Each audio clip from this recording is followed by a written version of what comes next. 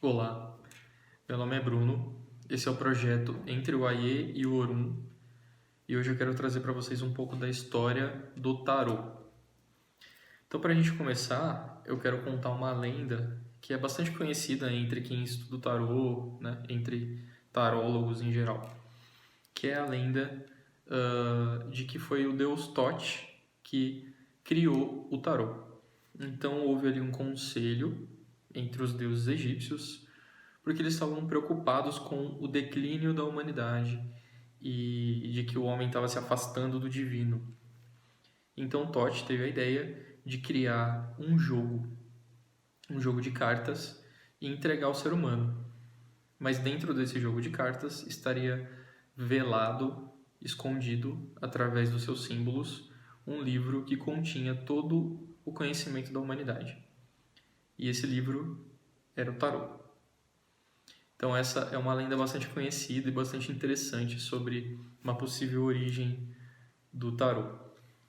Mas aqui agora falando historicamente, nós não temos uma data nem um local exato de onde surgiu o tarô. Nós temos o mais próximo que a gente tem é no século XV, na Itália, mais especificamente em Milão, onde surgiu o tarô, o baralho Visconti Sforza, que foi feito para a família Visconti Sforza, que era regente de Milão na época, ali no século XV aproximadamente. Porque naquela época os nobres eles tinham o costume, entre outras coisas, de se presentear com baralhos de tarô. Eram baralhos personalizados, eram feitos por artistas da época, eram super caros. Então as famílias se presenteavam com esses baralhos de tarô e ele era um jogo mesmo. Ele era usado como um jogo, como divertimento. E esse baralho Visconti Sforza, nós temos exemplares dele até hoje, é o tarô mais antigo que nós conhecemos nesse formato dos 78 arcanos, 22 maiores, 56 menores, tá? Depois disso, a gente tem ali no final do século XVIII, a gente tem um pastor protestante e maçom chamado Kurt de Gebelin, da Suíça, que aliás foi quem popularizou essa lenda do tarô ser uma criação do deus Thoth.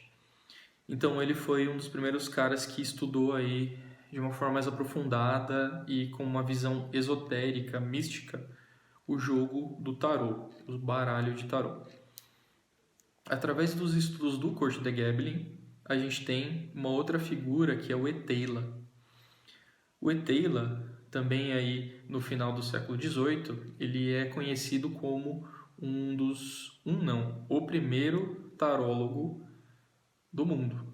Ele jogava tarô como profissão, né? Ele estudava e jogava tarô como profissão. Ele é conhecido como o primeiro tarólogo que já existiu. E ele fez o seu próprio tarô, que é o tarô de Eteila, e é um dos primeiros tarôs que a gente tem de forma um pouco mais clara essa visão e essa correlação com o hermetismo, com alquimia, com astrologia, com algo mais místico, com algo mais oculto, tá? Aí, depois de Eteila, e através também dos seus estudos e de outras informações, a gente tem um livro muito importante para o tarô, que é o Dogma e Ritual da Alta Magia, do Eliphas Levi. O Eliphas Levi ele é um ocultista extremamente importante, né, da magia e do ocultismo moderno ocidental. Os trabalhos dele, os livros dele são muito importantes na história da magia, a chave dos grandes mistérios, o grande arcano e Dogma e Ritual da Alta Magia. E esse livro especificamente porque é um trabalho estruturado em cima dos arcanos do tarô. Então veio para aprofundar muito mais o tarô e as suas ligações com a cabala, com a astrologia, com o hermetismo, com a alquimia. Então trazer ele realmente como uma ferramenta de estudo oculto.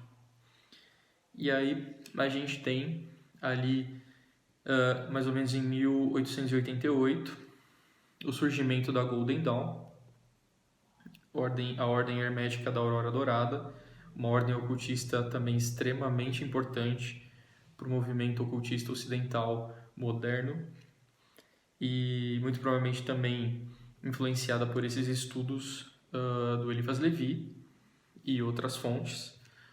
Eles trazem alguns dos tarôs mais importantes também que a gente tem hoje em dia, como o tarô de Waite, né, do Arthur Waite, que fazia parte da Golden Dawn, e o tarô de Thoth, do Aleister Crowley, que também fez parte da Golden Dawn, que são tarôs muito importantes. O tarô de Waite, por exemplo, ele foi o primeiro tarô a trazer os arcanos menores numerados com figuras, com imagens, com pequenas histórias, com pequenas cenas, né, vamos dizer assim, deixando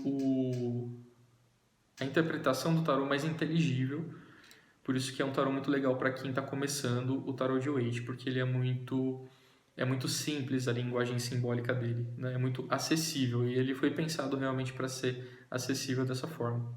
Esse tarô ele saiu mais ou menos em 1910, o tarô de Waite. Então, do que nós temos acesso hoje em dia é isso, referente à história do tarô, né? Então a gente pode dizer que é uma história bem recente, né?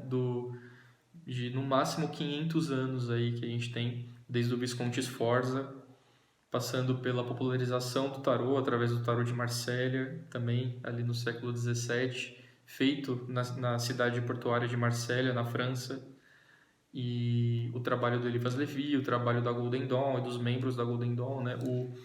O padrão do Matters, né? Vamos dizer assim, o passo a passo que o Matters tinha para a confecção do tarô, é daí que vem o que a gente conhece hoje. Essa estrutura que nós conhecemos hoje é muito influenciada por todos esses acontecimentos e essas figuras históricas que eu falei para você hoje.